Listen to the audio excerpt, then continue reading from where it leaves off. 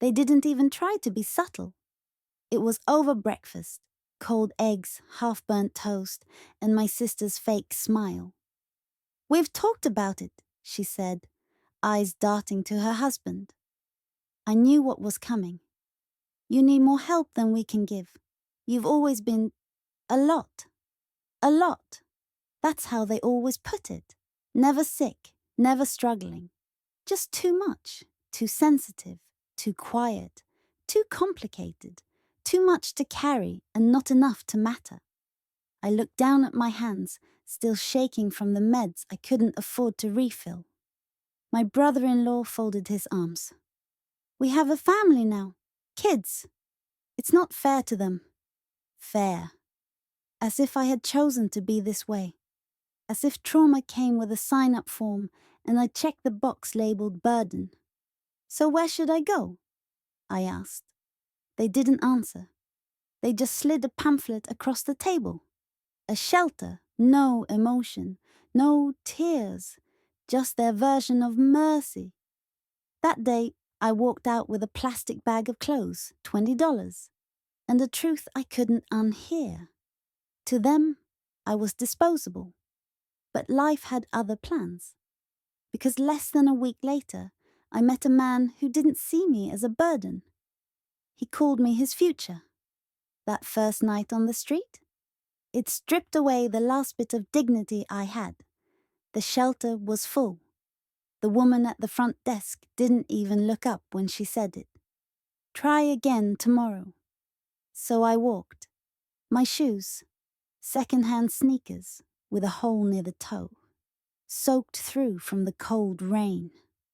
My bag was heavy, not with stuff, but with shame. I ended up behind a gas station off the highway. There was a narrow space between the dumpster and a brick wall.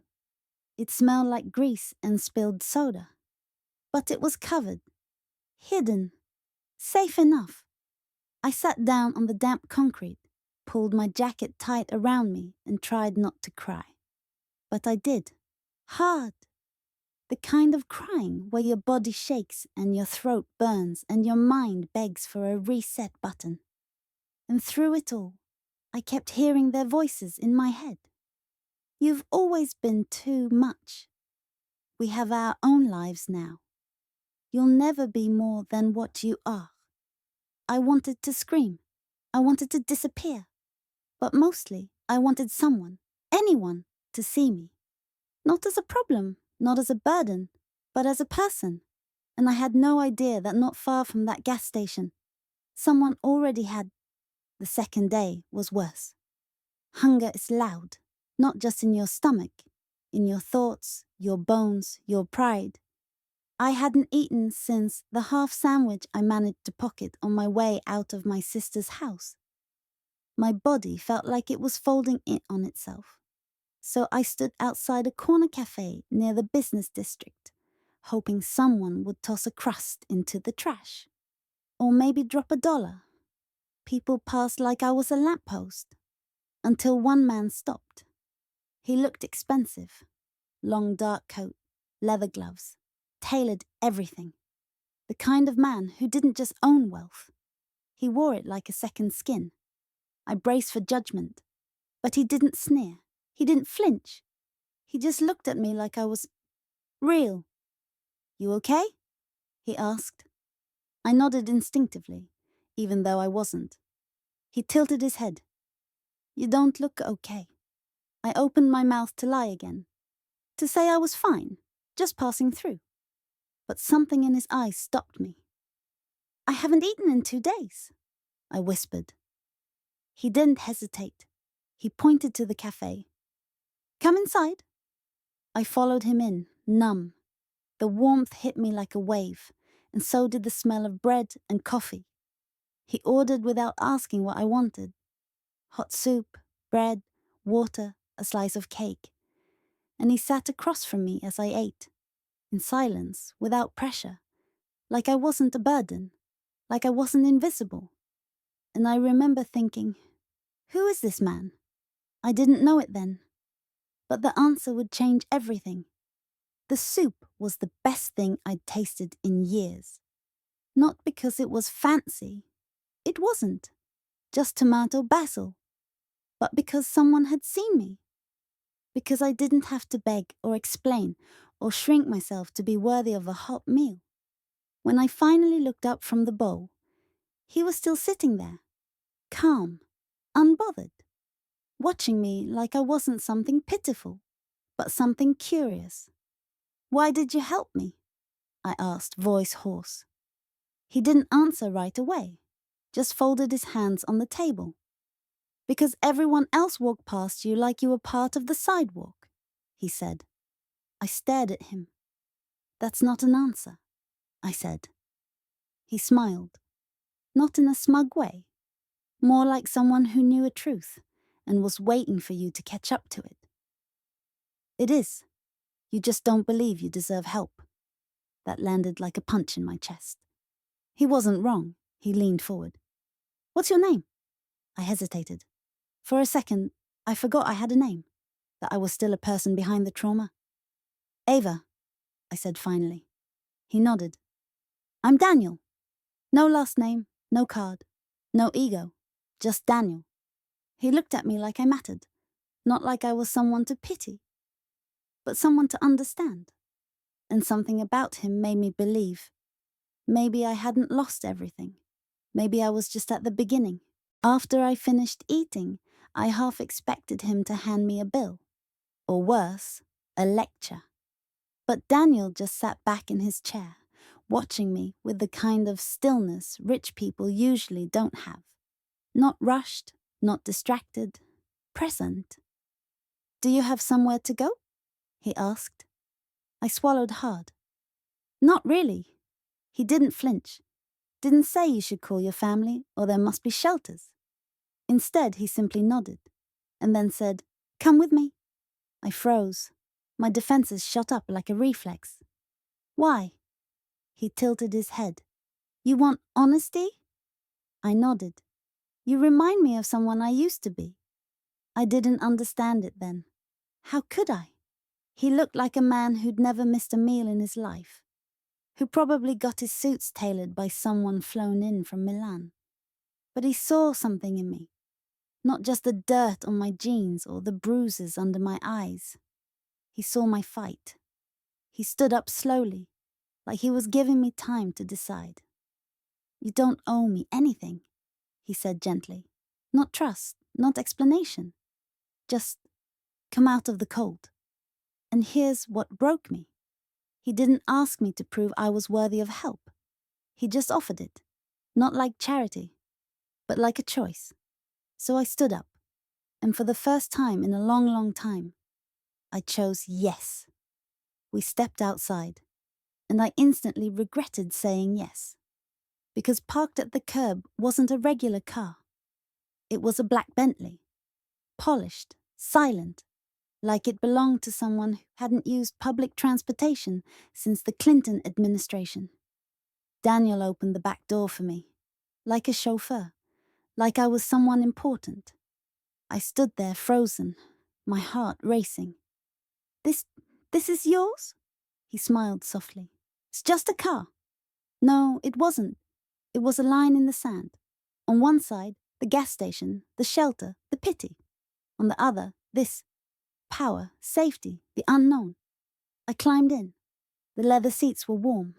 The air smelled like cedar and something faintly expensive I couldn't name.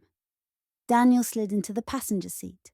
The driver, yes, there was a driver, didn't say a word. We pulled away from the curb, and the city lights blurred past the window like a life I used to know slipping away. I kept my hands in my lap, unsure if I should speak. He broke the silence. "I live outside the city, quiet, gated. You'll have your own room." I turned to him, suspicious. "Why are you doing this?" He didn't look at me, just stared out the window as he answered. "Because someone once opened a door for me when I didn't deserve it, and I've been repaying that debt ever since." He said it so simply. No drama, no hero complex. Just a man. fulfilling a promise he'd made long ago. And suddenly I realized this wasn't about pity. This was about purpose. When the gates opened, I held my breath. The driveway curved like something out of a dream. Long stone-lined, trees lit from beneath. And then I saw it. The house. No, mansion. 3 stories tall. Arched windows. A front door bigger than my old bedroom. Everything about it whispered power, whispered money, whispered, you don't belong here. I stepped out of the car slowly, like I might break the concrete. Inside, the floors gleamed. The walls were lined with art I didn't recognize, but knew was probably worth more than everything I'd ever owned. A staircase spiraled like it had secrets. I couldn't move. Daniel turned to me. You okay? I nodded, but it was a lie. Every cell in my body screamed to run. Not because I was afraid of him, but because I was afraid of being seen. This place, it wasn't made for people like me. People who'd slept behind gas stations. People who'd been tossed out like old clothes. People who had been told, over and over, they'd never be more than a burden. You'll sleep upstairs, Daniel said gently. First door on the right. There's a bathroom, clean clothes, anything you need. Rest. And just like that, he left me there. No conditions, no speech. Just trust. I stood in the hallway for a full minute, listening to the silence. It wasn't cold. It wasn't empty. It was safe. And I realized, for the first time in my life, no one was waiting for me to fail. The bedroom was bigger than the living room I grew up in. Cream-colored walls. A massive bed with thick blankets. A window that looked out onto the hills. I didn't touch anything at first. I was afraid I'd leave fingerprints where they didn't belong. But the bathroom, that's where it hit me. Marble counters, soft white towels. A rainfall shower that looked like it belonged in a spa. There were clothes folded on the counter, simple but new. A note on top in Daniel's handwriting. You don't owe anyone an explanation. Just rest. I cried before I even turned the water on. Not loud sobs, just quiet, aching tears that came from somewhere deeper than pain. A place called relief. When the hot water hit my skin, it felt like shedding an entire life. The dirt, the shame, the feeling of being less than. I stayed under that stream until the water turned cold. I washed my hair 3 times. I scrubbed every inch of skin like I was trying to erase the world that had left me behind. And for a moment, I imagined what it might be like. To stay clean, not just on the outside, but in here, where all the scars lived. Afterward, I changed into the clothes Daniel left. They fit. That small detail. It broke something in me, because it meant he saw me. Not as an inconvenience, not as someone to fix, but someone worth considering. And I looked at my reflection in the mirror and whispered, "You're still here." And somehow, that was enough for tonight. The next morning I woke up in clean sheets and panicked. For a split second I forgot where I was. My body tensed, heart racing, bracing for someone to yank the blanket off, yell at me, kick me out. But it didn't come. Just sunlight. Just birds outside the window. Just stillness. I lay there for a while, staring at the ceiling, trying to convince myself I was allowed to be here. Then there was a soft knock. Daniel's voice. "You don't have to come down if you're not ready. Just letting you know breakfast is out." Not a command, not a guilt trip, just information. I got dressed slowly, expecting, what exactly? A trap, a catch, a price. But downstairs, the dining room table had a plate of eggs, toast, fresh fruit, coffee, tea. Options. Daniel wasn't even in the room. He wasn't watching me. I stood there for 5 full minutes, unsure if I was being tested, because all my life, kindness came with a hook. Do this for me. Act grateful. Be better. But this was just there. So I sat. I ate. And I waited for the shame to hit. That voice in my head that said I was lazy, undeserving, a burden. But it was quieter now. Not gone, but fading. Because maybe, just maybe, I wasn't in danger anymore. And that was a feeling I didn't know how to hold. Later that day, I found Daniel in the garden. He was trimming roses, wearing rolled-up sleeves and no watch, like time didn't own him. He looked up when he saw me and smiled. "You slept in," he said. I shrugged. "Didn't know I was allowed to." He nodded, like that made perfect sense. Most people don't know what to do with peace at first. I sat on the edge of the stone bench, watching him work in silence. Then he asked, out of nowhere, "What did they take from you?" I froze. Not what happened to you. Not what's your story. He went deeper. What did they take?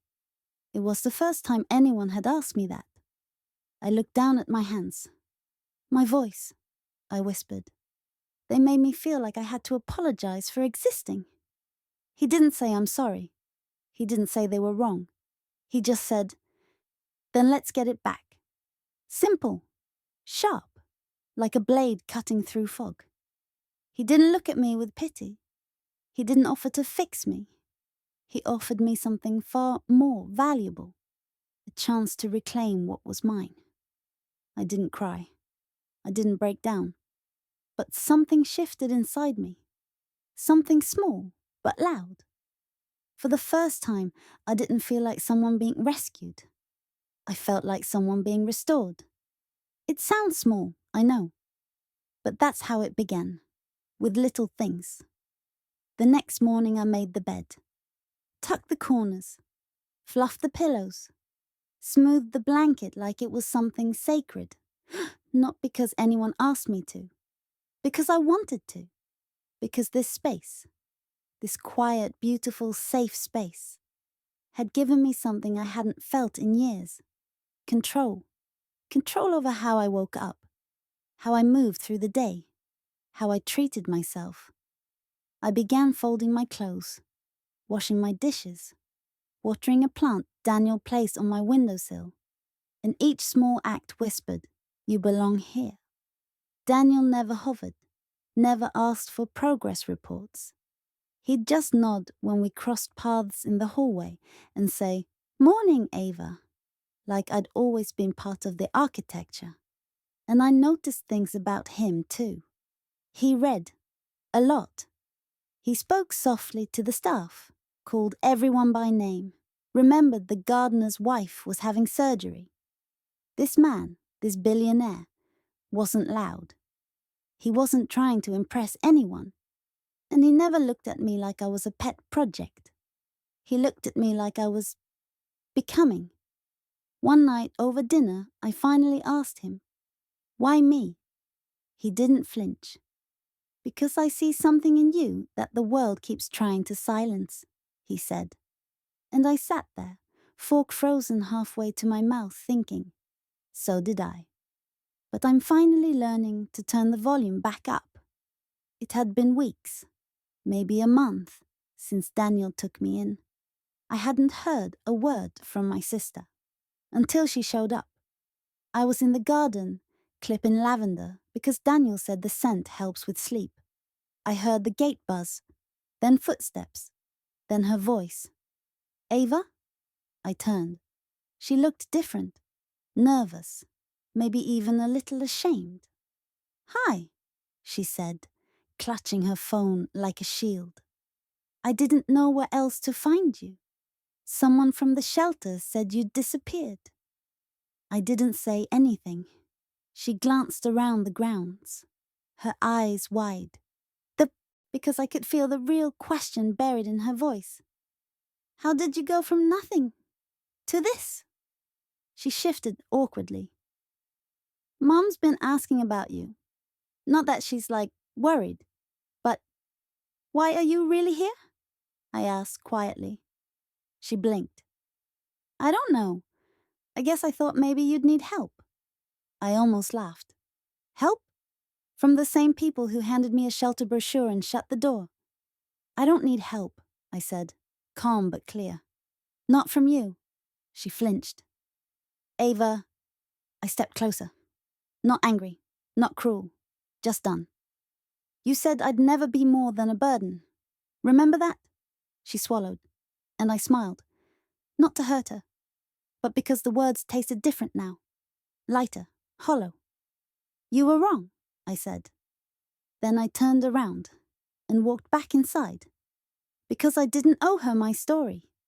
I was too busy living it. That night, I found Daniel in his study. Books everywhere, a fire burning low. He was seated in a leather chair, reading with one hand resting on his chin like he'd been lost in thought for hours. He looked up as I stepped inside. I saw her, I said quietly. He nodded once, like he already knew. She still thinks I'm the same person, I continued. Like I'm just lucky. Like I landed somewhere soft and forgot where I came from. He set the book down. Let me guess, he said. She made it about her. I exhaled. Exactly. Daniel leaned forward, elbows on his knees. People like that, they hate when you change, because it forces them to see that they could have helped and chose not to. That silence between us, it was full of truth. I sat across from him. Can I ask you something? Anything, he said. Why do you talk to me like I'm not a mess? His face didn't change. No surprise. No hesitation. Because you're not broken, he said. Then softer. You're just unfinished. That word, unfinished. It echoed in my chest like a bell. Because that's what it felt like. Not damaged beyond repair, not worthless, but mid-chapter. Still becoming, still building, still possible. And Daniel, he didn't look at me like someone who needed saving. He looked at me like someone worth believing in. The next morning, something strange happened. I opened my laptop, the one Daniel gave me but never asked about, and searched for community college programs, article social work, psychology, writing. I didn't know what I was looking for, but I was looking, and that was new, because for the longest time I didn't imagine a future at all. I imagined survival. I imagined escaping. I imagined silence. But this was the first time I saw the next chapter as something I could write. I bookmarked a few options, closed the laptop, and just sat there, staring at the soft morning light on the wall. Later, I found Daniel in the kitchen. I think I want to go back to school, I said. He didn't ask what for. He just nodded and said, Good. That was it. No celebration, no lecture. Just support. Steady and simple. That afternoon, I made a list. Not of goals, not of dreams, of things I liked. The smell of lavender, the sound of pages turning. Helping people feel less alone. It felt silly at first, like a kid doodling in the margins of real life. But then I realized this was real life, the kind where I got to decide who I wanted to be, not what they said I was, not the version they left behind. Me? And for once, the future didn't scare me. It waited, open, unfinished, and finally, mine. Sometimes, late at night, I still hear them. My sister's sigh, my mother's judgment, the word burden echoing like a ghost in the back of my mind. And for a moment, I slipped just a little back into that old skin, the girl who made herself small at the dinner table, who folded her needs like laundry and hid them away, who said, I'm fine so many times, it stopped meaning anything. But now I answer those voices. I say, you were wrong. I am not too much. I am not hard to love. I am not a mistake someone has to carry. I whisper those words into the dark, not to convince them, but to remind me. Because healing isn't a straight line. It's a spiral. Some nights you're free. Some nights you're 10 years old again, crying into a pillow no one ever noticed was wet. But here's the difference. Now when I fall, I know how to get back up. And I don't get up alone. Daniel isn't just a man who helped me. He's a mirror. He reflected a version of me I was too hurt to see. The version that's still standing, still building, still worthy. I don't pretend the past didn't happen. I just refuse to let it speak louder than the future I'm writing. I was in the study, looking for a notebook, when I pulled the wrong drawer. Inside, business cards, letters, and a sleek black folder with an embossed logo I'd seen on downtown skyscrapers. Curious, I opened it. Page after page. Investment portfolios, international contracts, Forbes covers, with Daniel's name on all of them. I froze. He wasn't just wealthy. He was one of the wealthiest men in the country. Daniel Hale, tech visionary, silent investor in half the companies I'd once applied to work at, a literal billionaire. I sat down slowly, folder still in my lap. It didn't make sense. He made me breakfast. He tended his own garden. He brought me soup and lavender and safety.